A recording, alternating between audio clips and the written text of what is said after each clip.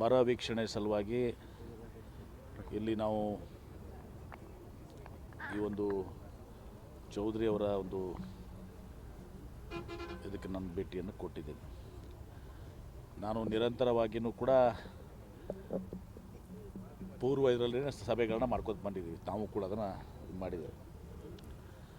ನಾವು ಈಗ ಬರ ಇದು ಆದಮೇಲೆ ನಾನು ಇದು ಮಾಡಿಲ್ಲ, ಮೊದಲೇ ನಾನು ಮೀಟಿಂಗ್ಸ್ ಮಾಡ್ಕೊತ ನಾನು ನಿರಂತರವಾಗಿ ನಾವು ಜಿಲ್ಲಾಧಿಕಾರಿಗಳು ಎಲ್ಲ ಶಾಸಕರು ಅಧಿಕಾರಿಗಳು ಕೆಲಸವನ್ನು ಮಾಡ್ಕೊಂಡು ಬಂದಿದ್ದೀವಿ. ಈಗ ಮೊದಲು ಒಂದು ಸಲ ಏನು ಬಿತ್ತನೆ ಆಯಿತು, ಆ ಬಿತ್ತನೆಯಲ್ಲಿ ಸುಮಾರು 17% ಆಗಿತ್ತು. ಅದು ಸಂಪೂರ್ಣವಾಗಿ ಇವತ್ತು ದಿವಸ ವಿಫಲ ಆಯಿತು. ಈಗ ಎರಡನೇ ಬಾರಿ ಈಗ ಏನು ಆಶಾದಾಯಕವಾಗಿ ಇರುವಂಥ ಸಂದರ್ಭದಲ್ಲಿ ಸುಮಾರು 87% ಬಿತ್ತನೆ ಆಗಿದೆ. ಮಳೆ ಇವತ್ತು ದಿವಸ ನಮ್ಮ ವಾಡಿಕೆ ಮಳೆಗಿಂತ ಈಗ 14% ಕೊಡ್ತಾ ಇದೆ, -14%. ಆದರೆ ಕುಡಿಲಿಕ್ಕೆ ಆಲ್ಮಟ್ಟಿ, ನಾರಾಯಣಪುರ ಆಗಲಿ, ಭೀಮಾದಲ್ಲಿ ಇವತ್ತು ದಿವಸ ನಮಗೆ ಯಾವುದೂ ಸಮಸ್ಯೆಗಳಿಲ್ಲ. ಇಲ್ಲಿ ನಾವು ಬಂದು ವೀಕ್ಷಣೆ ಮಾಡಿದಾಗ ಈಗ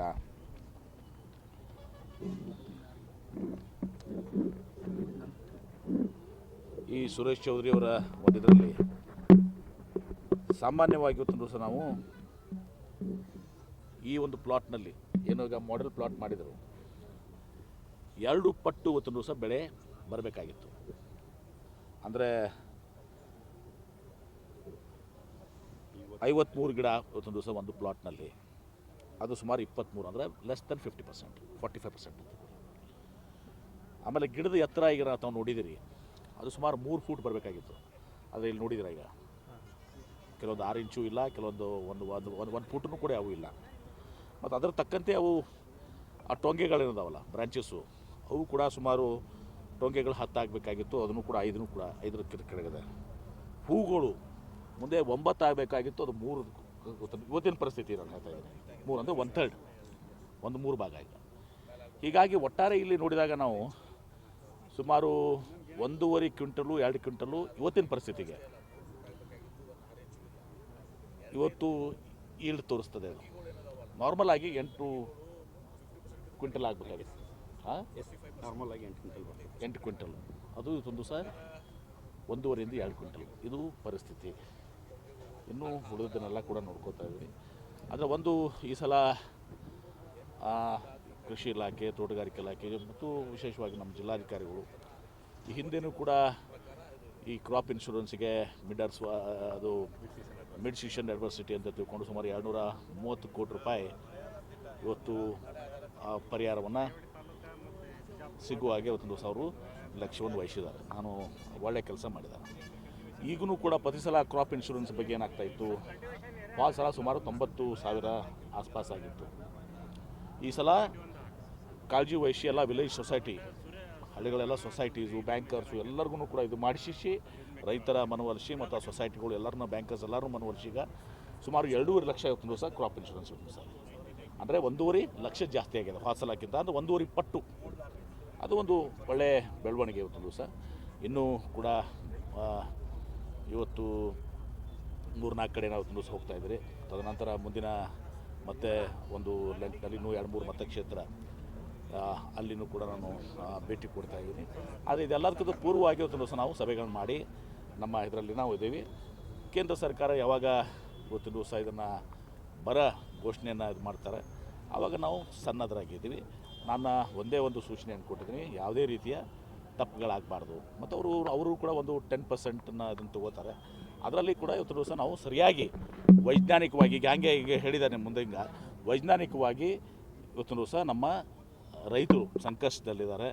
ವಿಶೇಷವಾಗಿ ಮಳೆ ಆಧಾರಿತ ಕೃಷಿ ಮೇಲೆ ಏನು ಅವಲಂಬಿತ ಹೊಂದಿದ್ದಾರೆ ಅವರಿಗೆ ಸೂಕ್ತವಾದಂಥ ಎಲ್ಲ ಬೆಳೆ ಪರಿಹಾರ ಆಗಲಿ, ಅವ್ರಿಗೆ ಸಹಾಯ ಹಸ್ತವನ್ನು ಕೊಡುವಂಥದ್ದಾಗ್ತದೆ. ಆ ದಿಶೆಯಲ್ಲಿ ಎಲ್ಲ ಸಚಿವರು ಇವತ್ತು ದಿವಸ ತಮ್ಮ ಜಿಲ್ಲೆಗಳಿಗೆ ಹೋಗಿ ಭೇಟಿ ಕೊಟ್ಟು ಮಾಡ್ತಾಯಿದ್ದಾರೆ. ನಾವಂತೂ ನಮ್ಮ ಜಿಲ್ಲೆಯಲ್ಲಿ ಮೊದಲಿನಿಂದ ತಯಾರು ಮಾಡ್ಕೊಂಡು ಬಂದಿದ್ದೀವಿ. ಅದು ಕುಡಿ ನೀರಿರಲಿ, ಬೆಳೆ ಇರಲಿ, ಮೇವು ಇರಲಿ, ಮತ್ತೊಂದಿರಲಿ. ನಾನು ಈಗಾಗಲೇ 2-3-4 ಸಭೆಗಳನ್ನು ಮಾಡಿ ಇವತ್ತು ದಿವಸ ಮಾಡಿದ್ದೀನಿ. ಈಗ ನುಡಿದದ್ದನ್ನು ನೋಡಿಕೊಂಡು ಇವತ್ತು ನಾನು ಮುಖ್ಯಮಂತ್ರಿಗಳಿಗೆ, ಸರ್ಕಾರಕ್ಕೆ ಗಮನಕ್ಕೆ ತರ್ತೇನೆ.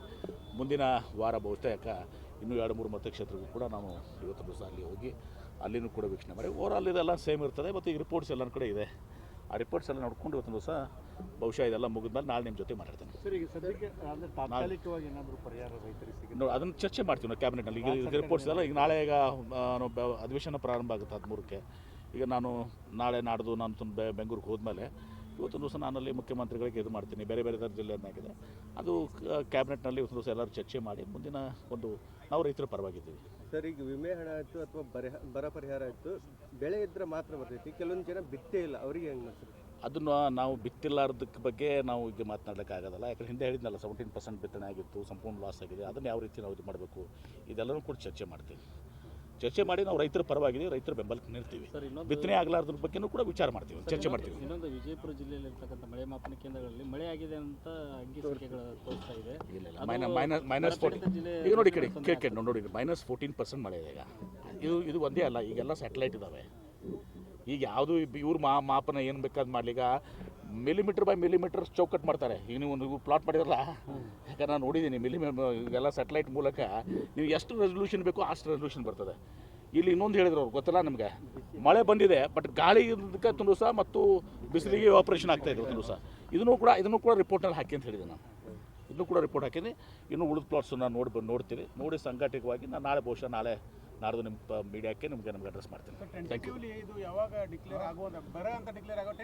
ಅದು ಜನರಲಿ ಅವ್ರದ್ದು ಏನಿರ್ತದೆ, ಐ ಥಿಂಕ್ ಆಗಸ್ಟ್ ಎಂಡಿಗೆ ಅವ್ರು ಇದು ಮಾಡ್ತಾರೆ ಕೇಂದ್ರ ಸರ್ಕಾರ. ಈಗ ನಮ್ಮ ಎಷ್ಟೋ ಸಂದರ್ಭದಲ್ಲಿ ನಮಗೆ ಗೊತ್ತಿದೆ ಈಗ ಬರ ಇದೆ, ಕೆಲವೊಂದು ಜಿಲ್ಲೆಗಳಲ್ಲಿ ಅನೌನ್ಸ್ ಮಾಡಬೇಕು ಅಂತ ಇದ್ದಾರೆ. ಬಟ್ ಕೇಂದ್ರ ಸರ್ಕಾರ I think they will wait until August end. I think ಹಂಗೇನೋ ಇದೆ. ಅದು ಅವ್ರದ್ದೊಂದು ಮಾರ್ಗಸೂಚಿ. ಪರಿಹಾರ ಬಂದರೆ ಮುಂಗಾರು ಹೋಯ್ತು, ಹಿಂಗಾರಿಗಾದರೂ ಅನುಕೂಲ ಆಗುತ್ತೆ. ನೋಡಿ, ನಾವು ಸರ್ಕಾರ ರೈತರ ಪರವಾಗಿದ್ದೀವಿ. ಹೇಳ್ತೀನಿ ಕೇಳಿ, ನಾನು ಅಂತೂ ನಿರಂತರವಾಗಿ 3-4 ಸಭೆಗಳು ಕಂಟಿನ್ಯೂಸ್ ಆಗಿ ಮಾಡಿದ್ದೀವಿ. ಈಗ ಫಾರ್ ಎಕ್ಸಾಂಪಲ್ ಈಗ ಇವತ್ತೊಂದು 2.5 ಲಕ್ಷ ಕ್ರಾಪ್ ಇನ್ಶೂರೆನ್ಸ್ ಆಗಿದೆ. 90,000ದಿಂದ 2.5 ಲಕ್ಷ. ಮತ್ತು ಇವತ್ತೆಲ್ಲ ಇಷ್ಟು ಸೈಂಟಿಫಿಕ್ ಆಗಿ ಇವತ್ತು ಇದು ಮಾಡ್ತಾ ಇದ್ದಾರೆ. ಡಿಸ್ಟ್ರಿಕ್ಟ್ ಅಡ್ಮಿನಿಸ್ಟ್ರೇಷನು ಮತ್ತು ಡಿಪಾರ್ಟ್ಮೆಂಟ್ಸು ಒಳ್ಳೆ ರೀತಿ ಕೆಲಸ ಮಾಡ್ತಾ ಇದ್ದಾವೆ. ಕುಡಿ ನೀರಿನ ಬಗ್ಗೆನೂ ಕೂಡ ನಾವು ಲಕ್ಷ್ಯ ವಹಿಸ್ಕೊಂಡಿದ್ದೀವಿ. ಎಲ್ಲ ರೀತಿ ಕ್ರಮಗಳನ್ನ ನಮ್ಮ ಜಿಲ್ಲೆಯಲ್ಲಿ ನಾವು ತೊಗೊಂಡಿದ್ದೀವಿ. ಎಷ್ಟು ಸಾಧ್ಯ ಆಗ್ತದೆ ಶಕ್ತಿ ಮೀರಿ. ಬಟ್ ಅದೆಲ್ಲನೂ ಕೂಡ ಬರೀ ನಮ್ಮ ಬಿಜಾಪುರ ಜಿಲ್ಲೆ ಒಂದಕ್ಕೆ ಮಾಡೋಕ್ಕಿಲ್ಲ, ಇಡೀ ರಾಜ್ಯಕ್ಕೆ ಏನದು ಆಗ್ತದೆ ಮತ್ತು ಕೇಂದ್ರ ಸರ್ಕಾರದ ಪಾತ್ರ ಇರ್ತದೆ. ಅದೆಲ್ಲ ನೋಡಿಕೊಂಡು ಎಷ್ಟು ಸಾಧ್ಯ ಆಗ್ತದೆ ಮ್ಯಾಕ್ಸಿಮಮ್ ನಾವು ರೈತರ ಪರವಾಗಿ ನಾವು ನಮ್ಮ ನಿಲುವನ್ನು ತೆಗೆದುಕೊಳ್ತೇವೆ. ವಿಜಯಪುರ